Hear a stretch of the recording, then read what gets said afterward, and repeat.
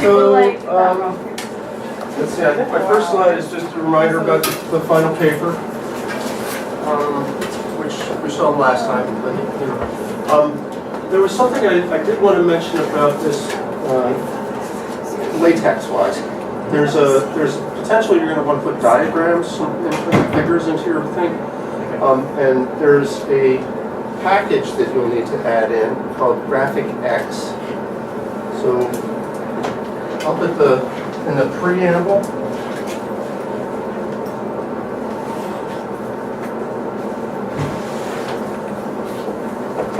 You'll have to use, you have to include the command that says use package.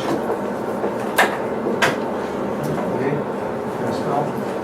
package, curly braces, and then the name of the package we're after is GraphicX. Now this is basically the mechanism where you extend the capabilities of latex. So there's a lot of different packages out there. You really don't need to know too much about them, but just put this in, think of it as the requirement to get yourself the ability to include graphics. Then in the actual document, so somewhere after the part where it says begin document, right? Wherever you want to actually include a diagram, you say /include graphics.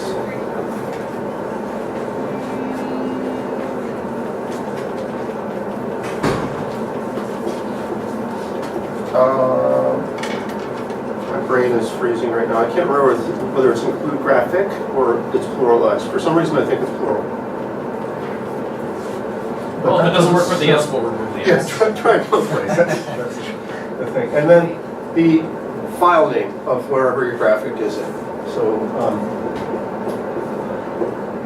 usually you don't specify the extension that's on the file name in this setting.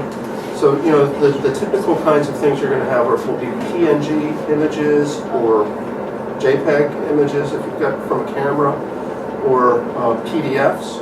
If you use a graphics drawing program to generate a picture, you can get a PDF. So all of those will automatically be searched. You know, it'll look for a file name with those extensions. And if you're using a funny extension, then talk to me and I can show you how to put that in. So the you know how the document has a bunch of stuff up front that just like tells you what's the name of the author, what the title of the document. That's all called the preamble. So once you hit the line that says begin document, you're out of the preamble and you're into the actual document. So yeah, but we talked about the rest of that last time. So we're on to Lovelace today. Lovelace. You had a question? No. Oh, you were just, okay, never mind. That's a detail from a portrait that was taken of her when she was about 19. She's one from the British nobility, so at a certain age, there's kind of a coming out party where she'd be presented to the court. That would have happened at 18, and they commissioned this portrait for that. So I think she was quite lovely. I mean, literally, she kind of deserved the name Lovelace. But smart. I got to make a comment about how names work in Britain in the 1800s. They're complicated here. So you'll have people's actual names, you know, what they were born under, and of course married names. But then when they reach a point where the king or queen decides that they're important and gives them an earldom or makes them into a lord, then they get some additional name that's tacked on. And so Lovelace, for instance, is that type. It's the title that her husband had. So, for instance, her dad was named George Gordon, but then her dad was named Earl, actually, and so he became the Lord of Byron at that time. And have you heard of Lord Byron? Just curious. Not a name that comes to your mind? Lord Byron was the most famous romantic poet of the Romantic era in Britain. So, yeah, I thought that you might enjoy reading some poetry. This is a famous poem by him, probably the most famous of his things. It's short. So I take that back. His most famous work is Don Juan, which is an epic thing. But this one is really nice, I think. Look at the. Do you guys know about a little about poetry, like the meters and the systems? This is iambic tetrameter. If you want to know the thing. It has the foot that goes da da, so it's like da da da da da da da da. 4 of those makes a tetrameter. So, I mean, if you're reading it really accentuating that, you'd say, she walks in beauty like the night.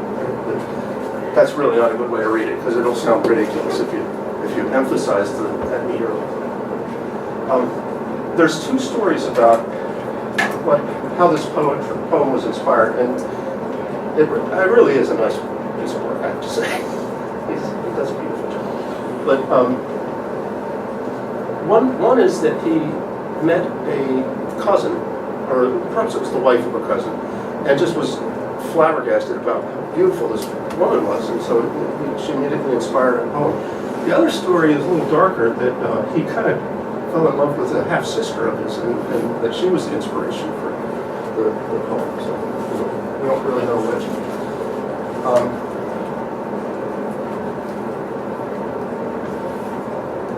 It's only three stanzas, so. Okay, so if you feel like reading poetry, you can go back to that page.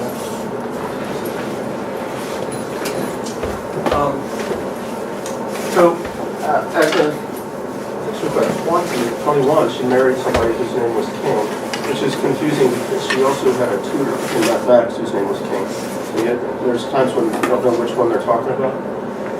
Is it not the same person? No, it's not the same person. Yet they both are William King. That's why it's really confusing. Yeah, so for a while her name was Ada King, but then King eventually was named the Earl of Lovelace, so that's where she became Ada Lovelace. Right? Except, I mean, I think I put out her full name here. Yeah. This is it really. Lady Augusta Ada King, Countess of Lovelace. That's a lot of names. You might notice her first name is Augusta, but nobody ever called her that. It was always Ada. And to me, I think Ada is an unusual name. Have you ever known anyone by that name? Yeah. Yeah? Yeah, I know someone whose name is Ada. Is it spelled like that? ADA? No, it's ADIA, I believe. Okay. I know one person. There's a woman who runs a store for robotics and sort of maker type stuff in New York City. Whose name is Ada. But that's it, as far as I know. So it's an unusual. She had this. I mentioned this half sister that she had. Lord Byron. He was kind of a remarkable individual in many ways. He was apparently physically just really handsome and charismatic, and so. But he also openly, well, maybe not openly. He was bisexual, and at that time that was kind of definitely not okay. But both men and women just were attracted to him like a moth to a flame. I suppose his dad must have been the same way, because he gets a half sister and he had multiple wives. Let me tell you this story about Ada's very beginning. Her parents got married 11 months before she was born, so that's okay, right? Anything less than 9 in that era would have been frowned on, but 11 is fine. But 1 month later, they're gone. They're separated. And it was only like 3 or 4 months later beyond that when Byron left the country and never returned. He's out. So he was not part of her raising. So these are the parents, and Isabel Milbank, and she was mathematically inclined. She studied math herself as a young woman. The father, George Gordon Byron, the poet. I mentioned that. They never formally divorced, but the reason he lived out of town, and eventually, there was a lot of rumors swirling around of infidelity and also incest. So this is where that beautiful poem about the lady walks lovely as the night may actually have been about this half-sister that he was being inappropriate with. So yeah, it takes a little of the beauty away from the poem if you know that story. So yeah. And from that point forward, worked to ensure that Ada grew up to be an impressive individual. But for some reason, she was never referred to by her given name, which was Augusta, which was the name of the sister. Right? And the mother made a very strong attempt to make sure she never did anything related to poetry. In fact, she pretty much stomped out the humanities. In fact, at one point, Ada got interested in geography, and her mother replaced the tutor that had gotten her into geography. That was too close to the humanities for her. Geography? Geography, yeah. Learning about other places and stuff. Maybe because her father was out gallivanting around with her. She never saw the dad again. He died in Greece when she was about 8, and so he didn't go very long after all this happened.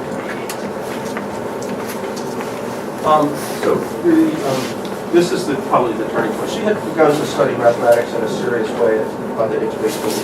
So she wasn't like a superstar yet. But she met this guy named Charles Babbage at a party. And that was the turning point for her. Have you guys heard of Babbage's difference engine? So this is the first computer. Absolutely the first instance of a computer that anybody knows about. But it was mechanical, not electrical. Yeah. So he used gears to make things happen. So I want to tell you just a little bit about why it would be called a difference engine and what this first instance of it is. He later made a thing called the analytical engine, which is even better. It's got more computery abilities than the difference engine had. He kind of paired the two things as well. So. Oops, right over there. So let's see. I think I have shown you the idea of finite difference tables before. Did I do that? Let me not pretend like if this is something you've seen before, you can stop me. But I'm going to give you the spiel, right? I'm going to make up a little sequence of numbers in my head. Okay. Right. So. This will be 1, and then 3, and then 11, and then 31. Oh boy, it just got too big for me to do in my head. 69. I may have messed up that last one. So can you tell what formula I was thinking of when I wrote down those numbers? Yeah, well, probably not. So let me show you a way to analyze to see if you can deduce what the formula is. The first thing you do is, because we're talking about differences, is you take differences. How far apart are these two guys? They're 3 apart. So right between two numbers, you write their difference. And 11 and 3 are 8 apart. Okay. Oh, that was easy. 20. 38. Now. If you could look at this thing and go, okay, I got a formula for this, then you could keep extending that table of differences and build up to the next one, right? You see a formula for that? I'm just noticing they're all even, but maybe not. So if you don't see a formula for what you're staring at now, try it again. Take another difference. And in a sense, what we've just done is very much like taking a derivative. Okay? This is, in fact, it's often thought of as the discrete version of a derivative. So 2 and 8, how far apart are they? That's 6. 8 to 20, it's 12. 20 to 38, it's 16. Oh, wait, I think I know what these numbers are. 6, 12, 18, those are the multiples of 6. 6, yeah. But let's suppose we didn't notice that. You do it again, right? How far apart are those guys? They're 6. And how far apart are those guys? They're 6. Well, I don't have anything to work with, but it seems like the next number on this line ought to be another 6, doesn't it? And so what would that make the next number on this line be? 12. 24. And 24 and 38 would give me 62. And 62 and 69 is 11 and 120. It's 131. So I'll tell you now what formula I had in mind. It was x cubed plus x plus 1. And this is 0 cubed plus 0 plus 1. Check, right? This is 1 cubed plus 1 plus 1. That's 3. Right? That one on the end, what position are we in? 0, 1, 2, 3, 4. That's the fifth number. So is it 5 cubed plus 5 plus 1?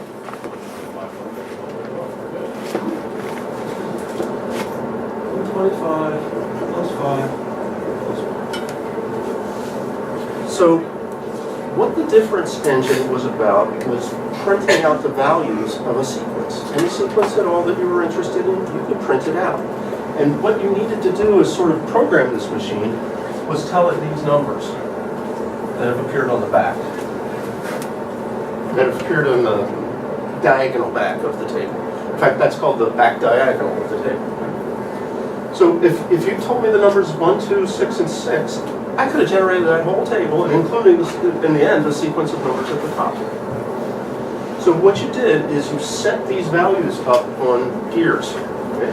And it worked a little bit like the odometer of a car works. You know how when one wheel makes a full revolution, it makes the next wheel move once? Or there's that kind of a thing. But by setting these numbers up on the wheels, you could get it to print out 1, 3, 11, 31, 69, and it's mechanical, so it just keeps rolling, giving you the numbers to whatever position you want. Pretty cool, I thought. You know, so the point was to know. What was the point? You needed to know kind of what's the numbers on the back diagonal of this sequence. And I told you that these things are a little bit like derivatives. Well, if I just extend this analogy and say that it really is the derivative, this first number is your function evaluated at 0. The second number is your derivative evaluated at 0. That one's your second derivative at 0. And that one's your third derivative at 0. And what goes right here? 0. That number would be your fourth derivative. We'll just write it 4 up there at 0. So what do you know about a function that you take 3 derivatives and you end up with a constant? So one more derivative, it's a 0. What does that tell you about a function?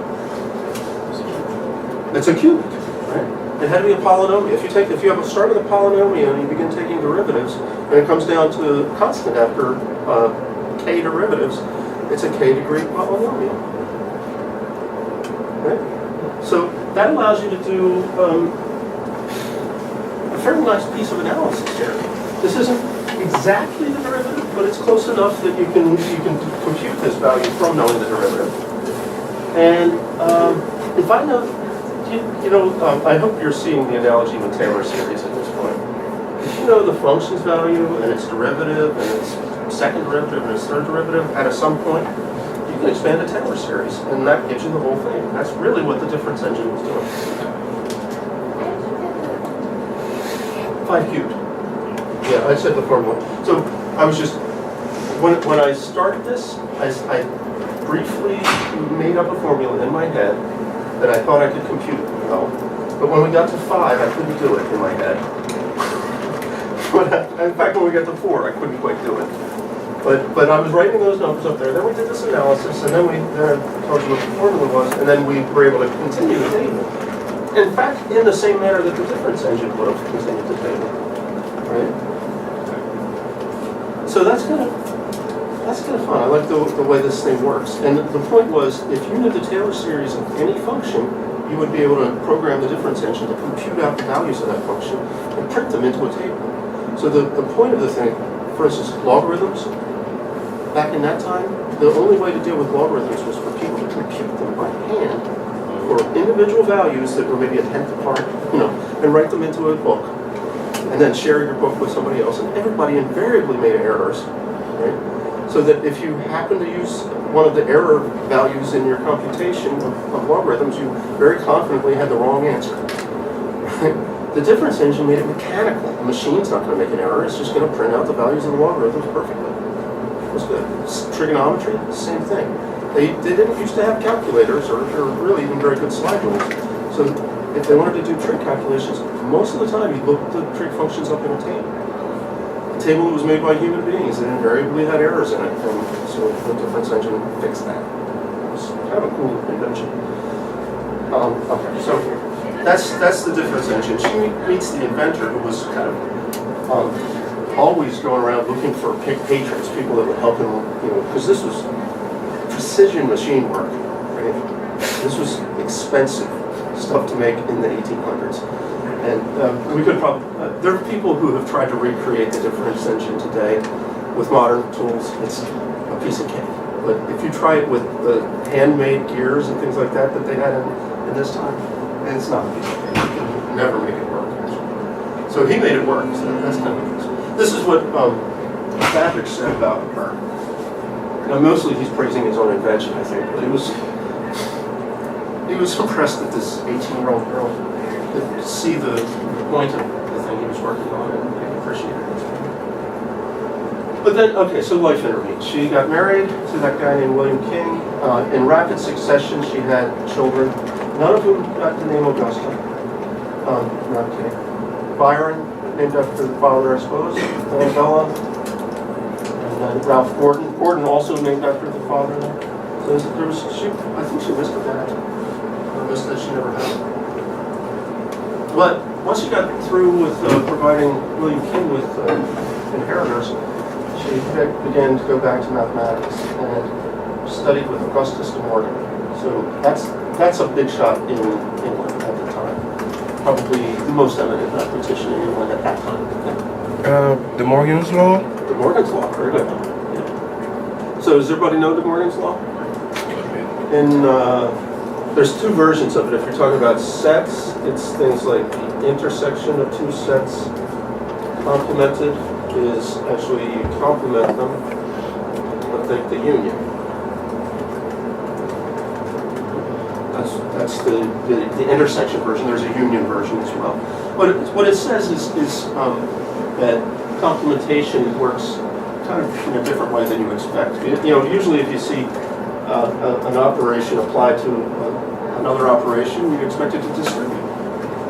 But it doesn't. It distributes, except you got to turn the operator in the middle upside down. In logic, it's about if you're negating a, we would usually use P and Q, P or Q. The negation of that is the negation of P added with the negation of Q. I'm trying to think of a real-life example of this.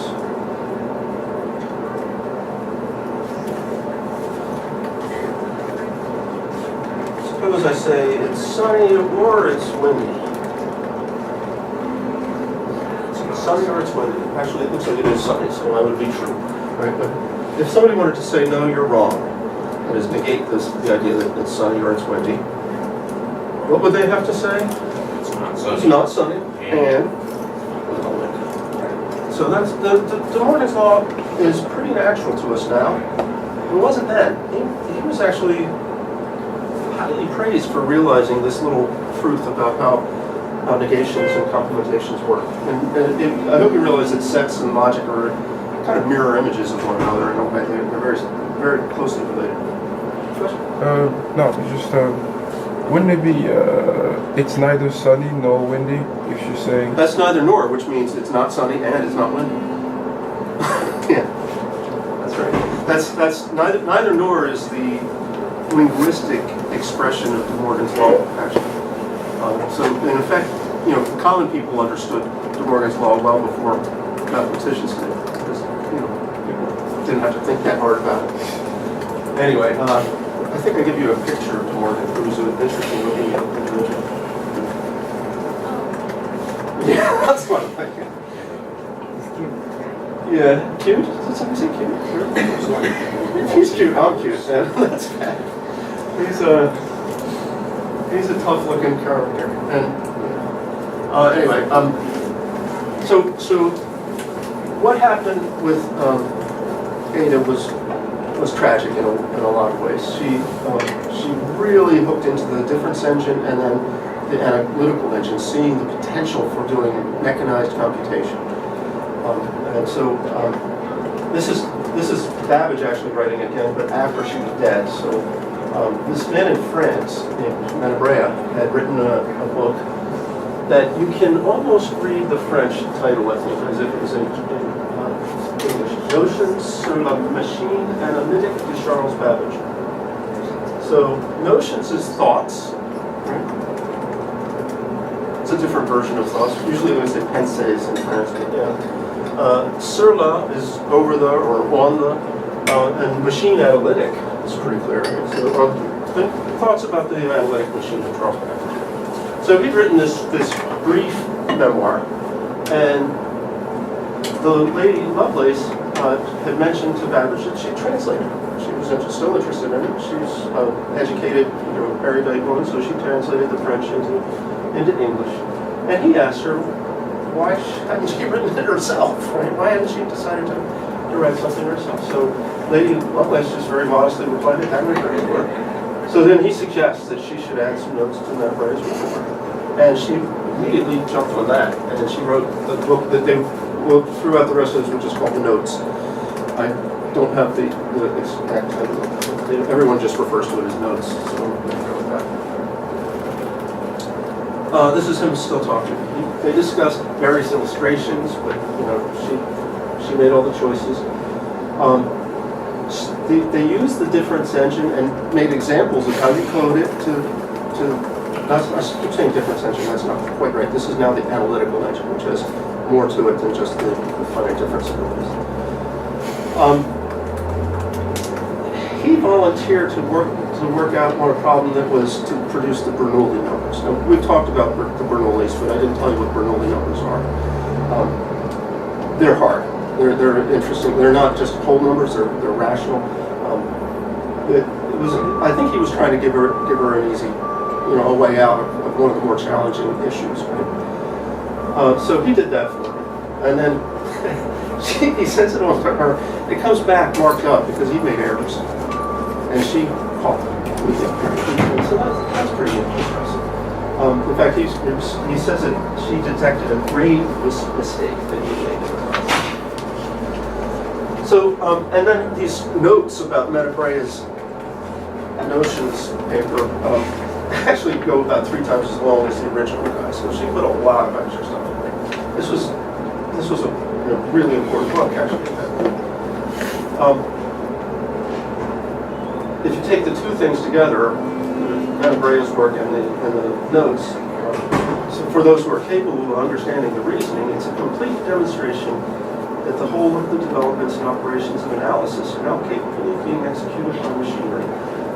That last bit is him bragging again. Right? He was always trying to promote the project, to get people to be interested in funding it. But Might be bragging, but he's not so pompous that he doesn't admit he made mistakes. That's true. So I mean, because I can see a few people we've talked about who would never. yeah, I don't think De Morgan would have, for instance. say that. I didn't make a mistake. You just heard me wrong. I have a child who does that. So this is an actual excerpt from the notes. This is Lady Lovelace writing. The distinctive characteristic of the analytical engine, and that which has rendered it possible to endow mechanism with such extensive faculties as would fare to make this engine the executive right hand of abstract algebra. Okay, what the hell did she just say? Wait. It's I don't know What what- is the executive right hand of abstract algebra? That's Is it what like tell me what Professor strings are? Hendo? Exactly. This thing can do computations in abstract rings. So this is important. Or groups. Well, there is one now. We actually have real computers now. You don't have to turn to crank one. So yeah, there's computer algebra that does that stuff. I was gonna say they coincide. Same. One needs the other, in a sense. But I think more like the analytical engine is the computational tool you needed to work on the hard problems in abstract algebra. You know, one of the standard ways of ever dealing with any problems in any field is you're asked to solve something abstract, and you go, well, let me work out an example of this. That's what the analytical engine could do for you. It would let you mechanically work out the example without having to do hand computations, which are error prone. What a big deal. And then she goes on to talk about Jacquard. It's the introduction into it of the principle which Jacquard devised for regulating by means of punched cards the most complicated patterns in the fabrications of brocaded stuffs. This is automatic weaving, is what she's talking about. Automatic, actually it's sort of an automatic embroidery technique. And the Jacquard loom is this really famous device that is the first place anybody used something that kind of programmed a machine. He would put in punched cards, basically thin cardboard that had holes in it, and you would have that card feed through the loom at the same time your cloth fed through the loom. And there was holes in the card that some electrical contacts could be made through, or not if there wasn't a hole. Right? So when those electrical contacts were made, it told the machine to move over this way and do something, or go back this way and do something. Right? So you could, by putting holes in the right places on the card, make the loom weave the pattern you wanted. So, and they were amazing. They programmed incredibly intricate patterns, not like entire panoramas. You know, you could get the loom to weave in cloth stuff that human beings used to have to do to make colored images. So there's a fascinating book, by the way, about that called Jacquard's Loom, and I've read it. I'd be happy to loan it to anybody who's interested. It's like, kind of neat. The point was that now Babbage was taking this idea of using a punched card and making contacts through it or not, and now we've got some element of electricity going on in the analytical engine to have the punched card control computations rather than control looms. So nothing like that happened in a different section. But now that we've got the analytical engine, you can say, I think this is almost poetic. Maybe a little bit of a shade of her father here. The analytical engine weaves algebraical patterns just as the Jacquard loom weaves flowers and leaves. She's not giving a lot of detail there, but it's a nice imagery of course.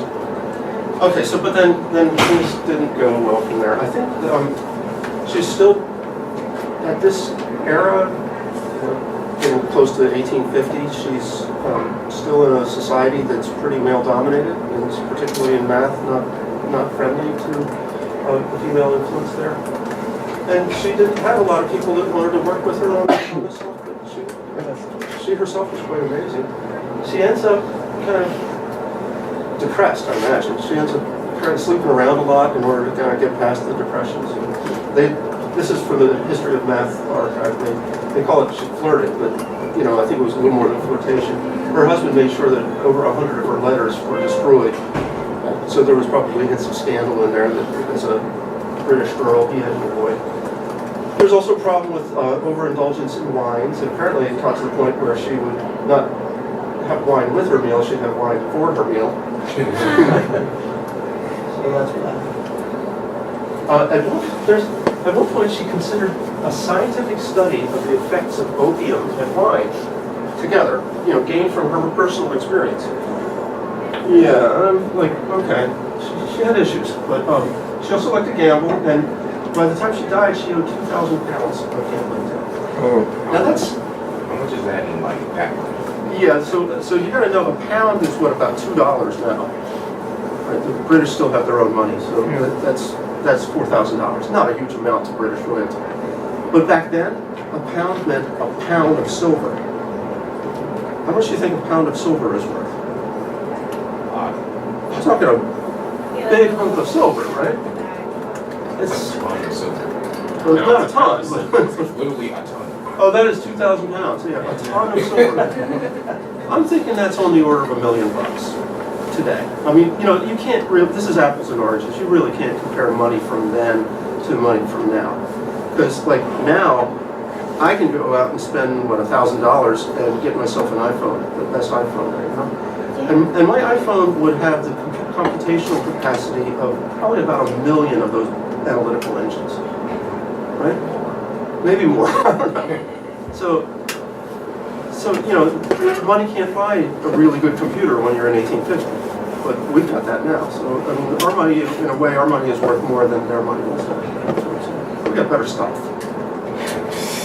They would have gone ape over being able to buy a shot of penicillin back then. Yeah, probably. Pound of gold is $204, so she owed about $500,000. Pound of gold or pound of silver? Pound of silver, about $500,000. That's today or in 1850? That's today. Okay, yeah, I don't know what it was in 1850. Somehow I suspect it would have been more expensive then than now because we're better at mining and stuff like that. And we got machines to do our mining instead of having to send men underground. We still try to do that. So anyway, she had a falling out with her mother right near the end, and almost certainly after discovering how much her mother had lied about her father.